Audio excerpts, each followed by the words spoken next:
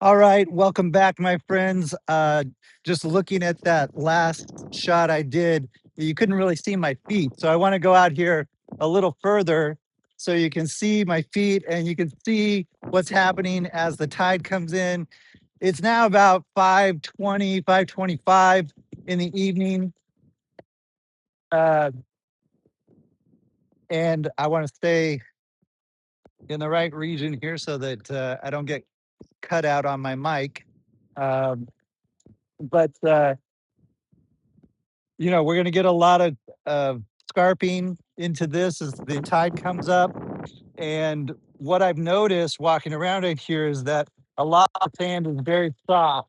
This is pretty compacted right here, but a little further out beyond where my mic range works, it's pretty soft and it's liquefying quite quickly as the tide comes in. Um, and I'm noticing some scarping. There's kind of this flattened, kind of stabilized area where the cat bulldozer came in and kind of compacted it down. But now there's some scarping happening lower down towards the water line. So I'm going to do some handheld shots and try to capture some of this as the tide comes in and uh, and document some of what's going on. This is like long term. This is what we want to be looking at because I think what has happened from just observing, you know, as I've been observing, as I've been filming over the last couple of days, the levee has moved towards the seawall. So I think the levee used to be at least out here where I'm standing, and now it's several feet closer to the seawall. And there used to be more beach. There used to be more beach out here.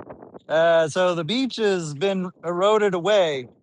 And yeah, so uh, the levee has retreated quite a bit in the last few days.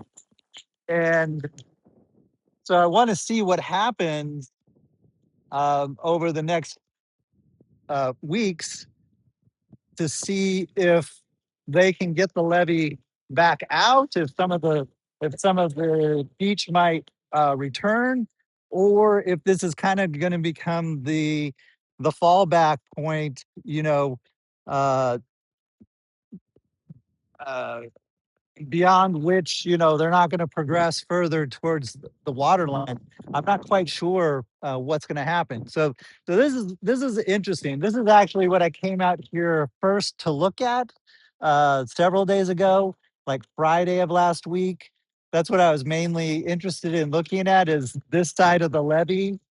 Uh, and then this crisis at 66th Street developed. But what I'm mostly interested in a long term basis is how this cliff action called scarping, how that developed on this side of the levee, because this is where the levee is really being destabilized, and we're just getting a steeper and steeper